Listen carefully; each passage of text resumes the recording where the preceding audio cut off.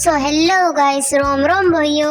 ચલો, તો આજે છે શ્રાવણ મહિનાનો ત્રીજો સોમવાર અને આપણે રહેવાનું છે સોમવાર. તો એ પહેલા આપણે દિવસની શરૂઆત કેવી રીતે કરી તો બન્યા રહો મારા વ્લોગમાં. તો આપણે પહેલા કાઢીશું કચરો કાઢીને આપણે કરીશું પોતું, કારણ કે પહેલા આપણે ઘર સાફ કરવું જોઈએ. ઘર પવિત્ર હોય તો ભગવાનને પણ પવિત્રતા મહેસૂસ થાય છે, કારણ કે આપણે મંદિરમાં ને બધી જગ્યાએ પોતું મારીશું. તો પછી આપણે જાશું નાહવા માટે. તો આપણે આવી ગયા છીએ નહીને. આજે માથું ધોયું હતું, કારણ કે સોમવાર છે તો મેં મસ્ત માથું ધોઈ નાખ્યું છે. તો ગાઈસ, જોઈ શકો છો તમે, આજે મેં પહેરી છે આ પર્પલ કલરની સાડી, એમાં છે આ પર્પલ કલરનું બ્લાઉઝ. તો હું રેડી થઈ ગઈ છું અને ભાભીના ઘરે ગઈ હતી.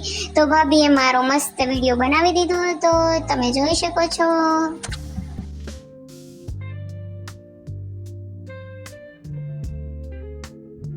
વિડીયો બની ગયા પછી મેં થોડા યુટ્યુબમાં બ્લોગ્સ અને ફોટોઝ લીધા હતા અને પછી હું નીકળી ગઈ હતી. તો જો હવે મારા હાઈવેથી અમે નીકળી પડ્યા છીએ. તો જો મારા હાથમાં બેગ છે, બેગની અંદર દૂધ, દહીં અને પૂજાની વસ્તુ છે. મારે મારા ફ્રેન્ડ સાથે જવાનું છે. જો પેલું વ્હાઈટ કલરનું ઘર દેખાય છે, ત્યાં મારા મરાઠી ફ્રેન્ડ રહે છે. તો હું એમને ત્યાં બોલાવવા ગઈ હતી. એમને હજુ રેડી થતા હતા, એમને કીધું 5 મિનિટ. તો હું ત્યાં સુધી જો એમને બહાર આવી રીતે ફોટોઝ અને વિડીયોઝ લેતી હતી. પછી અમે ત્રણ, એટલે બીજા બી ફ્રેન્ડ હતા એમની સાથે, અમે ત્રણેય લોકો નીકળી પડ્યા હતા. જો અમે હાથમાં ભગવાનનો કળશ લઈ લીધો હતો. અમે જો આ કેમ્પના રસ્તે નીકળી પડ્યા છીએ. એકચ્યુઅલીમાં ભગવાનનું મંદિર અહીંથી ઘણું બધું દૂર છે. તો જો અમે ભગવાનનો લોટો હાથમાં પકડી રાખેલું છે અને અમે જો ત્રણેય નીકળી પડ્યા છીએ. વાતો કરતા કટક કરતા નીકળી. સો ગાઈસ, તમે જોઈ શકો છો અમારી પાછળ 15મી ઓગસ્ટની તૈયારી થઈ રહી છે અને અમારી આગળ એક ટેન્ક જઈ રહ્યો છે. કેમ્પમાં અમે આગળ વળી રહ્યા છીએ. અહીંથી બહુ બધું દૂર છે, પણ આ તો મેં થોડો શોર્ટમાં વિડીયો બનાવી દીધો છે. તો જો પેલું દૂર દેખાય છે તે મંદિર છે. મેં બહાર ચપ્પલને ઉગાડીને અંદર મંદિરમાં ગયા. મંદિરમાં મેં પહેલાં જઈને હાથ પગને ધોઈને પછી ભગવાનની પૂજા કરવા માટે ગયા હતા. તો હું તમને પહેલાં મંદિરનો ઓવરવ્યૂ બતાવી દઉં છું કે જો આ અંદરનું મંદિર છે, જ્યાં ભગવાનની માતાજીની મૂર્તિ ને એવું બધું છે. શંકર ભગવાનનું શિવલિંગ તો બહાર છે ગાઈસ, પણ આ અંદરનો વ્યૂ છે જ્યાં ભગવાન અને માતાજી છે. તો પછી અમે ત્રણેય જો આવી રીતે વિડીયોઝ અને ફોટોઝ લીધા હતા.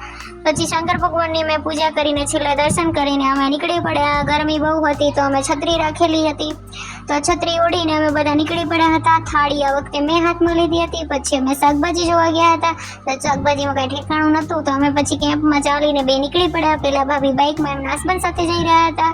પછી અમે ઘર તરફ વળી નીકળ્યા હતા. મેં મારી ફ્રેન્ડને બાય બાય કીધું અને હું પણ મારા ઘર તરફ વળી નીકળી. તો ગાઈસ, હું પડીકા લઈને નીકળી પડી છું. મેં અમારા બાજુવાળા માટે પડીકા લીધા હતા અને મારી માટે વેફર લીધી હતી. તો એઝ યુઝ્યુઅલ તમને જે રસ્તો દેખાય છે એ જ રસ્તે આપણે ઘરે જવાનું છે. તો જો ગરમી કેવી લાગતી હતી, કારણ કે આજે બહુ તડકો હતો. સુરત દાદા પણ અમારા પરીક્ષા લઈ રહ્યા હતા અને કોપાયમાન થઈ ગયેલા હતા કે આજે તમને બતાવી કે સોમવાર કેવી રીતે રહેવાય. તો અમે જો હવે પછી ઘરે જઉં છું. તો પેલું દેખાય છે કડીવાળું ઘર, એ ત્યાં આપણું ઘર આવેલું છે જે આપણે રહીએ છીએ. એની બાજુમાં તાક્ષીને એમને રહે છે. જે આ પાછળની દિવાલ દેખાય છે ત્યાં તાક્ષી એમ લોકો રહે છે. પછી હું ઘરે આવી ગઈ હતું. તો તમને હું દેખાડી દઉં કે છેલ્લે આપણા ધરણ કેવા થઈ ગયા હતા. જો ગરમીના આપણે રેપજેપ થઈ ગયેલા હતા. તો પછી મેં વાળ બાંધી દીધા હતા, કારણ કે ગરમી બહુ લાગી રહી હતી ગાઈસ. તો જો ગાઈસ, મેં વાળ બાંધી દીધા છે અને ચલો ગાઈસ, મળીશું ફરી નવા બ્લોગ સાથે. તો આવજો, બાય બાય, જય માતાજી. મારી ચેનલને સબસ્ક્રાઈબ, લાઈક અને કમેન્ટ કરવાનું ભૂલશો નહીં.